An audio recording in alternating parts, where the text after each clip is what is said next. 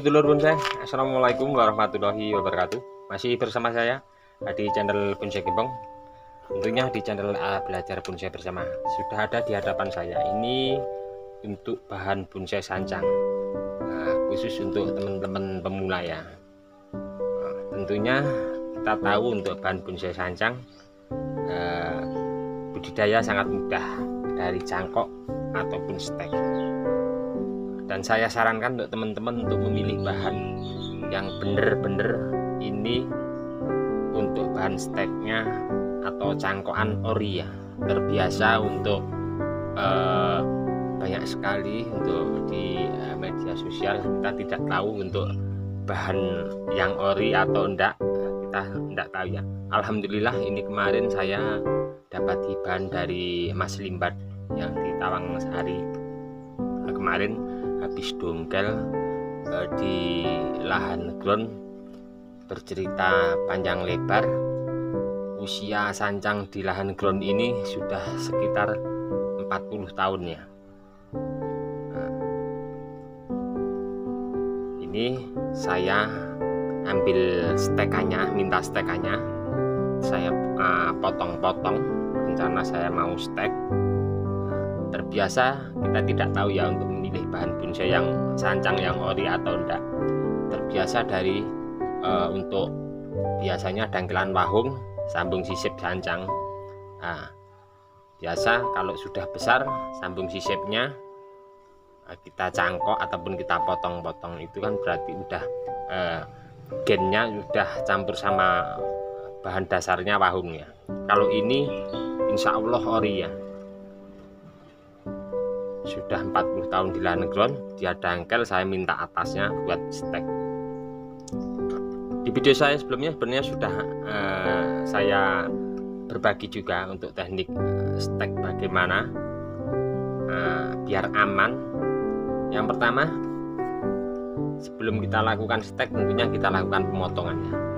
Ini saya potong kemarin sore, sudah saya sikat, sudah saya bersihkan. Setelah saya sikat, saya bersihkan, saya rendam pakai air starban. Saya rendam full, tertutup semua, tapi takarannya sedikit ya. Saya kasih bak ember ini penuh air starbannya, terus starbannya cuman sedikit, paling seperempat dari tutup botol starban. Nah, sedikit saja. Kenapa? Biasa kalau di lahan ground udah lama tentunya kadang ada uret di dalam ya, ataupun semut ataupun hama pada kayu ini. Jadi kita rendam starban 1 malam, setelah itu pagi kita ambil, kita cek. Seandainya di situ ada uret yang terapung di atas atau tenggelam di bawah, berarti uret itu mati ya. Karena dalam jangka 1 malam tentunya bahan ini terendam air starban, tentunya bisa merasuk nyampe ke dalam ya. Kemudian untuk hama yang ada di dalam bisa mati ya. Itu tahap awal. Untuk tahap kedua, tadi pagi saya lakukan pembongkaran, kemudian saya lakukan pembilasan air biasa, air bersih, saya sikat lagi, terus saya jemur.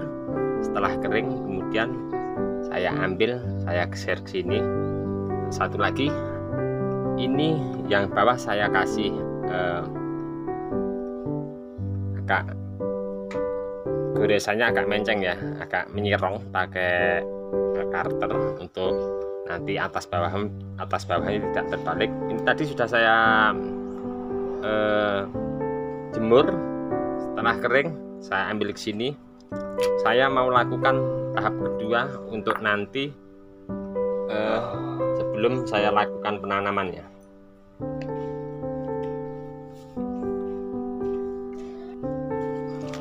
Oke, untuk lebih aman kita pemberian salep kambium saya lakukan di paling atas saja. Ini untuk salep kambium saya biasanya kalau salep kambium kental banget ya. Ini saya campur air, kenapa? Karena biar bisa masuk ke pori-pori ya. Kalau kental sekali tentunya cuman mengambang di atas. Nah, ini biar bisa meresap masuk ke pori-pori. Seluruh ini akan saya kasih dulu untuk salpkambium.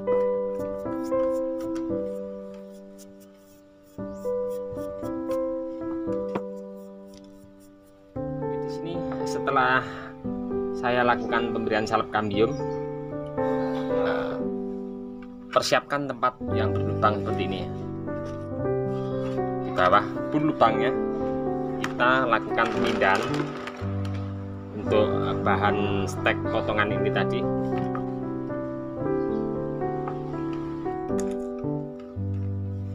Oke, kira-kira seperti ini.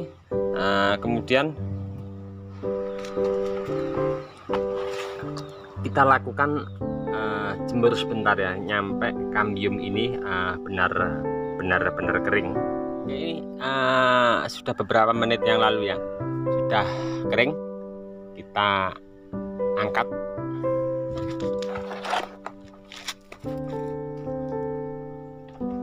Oke, setelah kering ya, saya lakukan untuk penutupan. Saya pakai bak juga yang ukurannya sama, tetap saya kasih lubang. Saya lakukan penutupan begini. Untuk teman-teman yang penutupnya pakai plastik juga tidak apa-apa ya, yang warna hitam, tapi tetap dilubangi. Fungsinya kenapa? Biar untuk oksigen keluar masuknya tetap ada ya.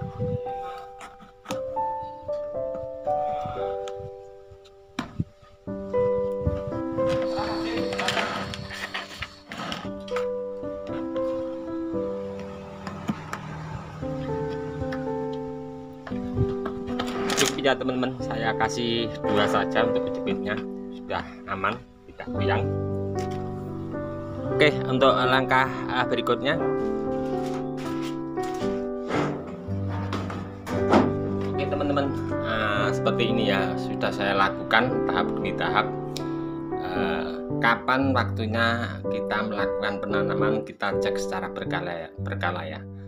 Nantikan untuk part berikutnya saat penanaman, nanti media tanamnya seperti apa dan ciri-cirinya bahan stek ini kondisinya seperti apa, waktunya tanam sedikit saya kupas. Seperti ya video saya sebelumnya, saya pernah melakukan hal seperti ini, tapi yang dulu pakai tempatnya gini pakai plastiknya.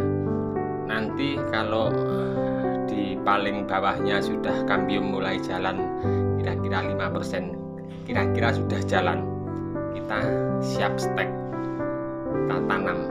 Oke, seperti apa untuk kelanjutan video ini, nantikan part 2 untuk proses penanaman dan nanti seperti apa media tanamnya, penyungkupnya yang sederhana pakai apa, nantikan untuk di video saya berikutnya. Oke, ini sedikit ya tip untuk teman-teman khususnya pemula, mudah-mudahan bermanfaat untuk teman-teman semua. Saya juga banyak belajar dari teman-teman para senior. Cukup sekian dulu dari saya di channel Bonsai Gembong. Untuk teman-teman yang selalu menyimak mensupport di video saya ucapkan banyak-banyak terima kasih. Tidak bisa saya sebutkan satu persatu, dan untuk teman-teman yang komen di bawah deskripsi, mohon maaf mungkin saya tidak bisa membalas satu persatu ya untuk komennya. Saya mohon maaf, mungkin karena waktu dan keadaan juga. Cukup sekian dulu. Salam satu hobi, salam budidaya. Assalamualaikum warahmatullahi wabarakatuh.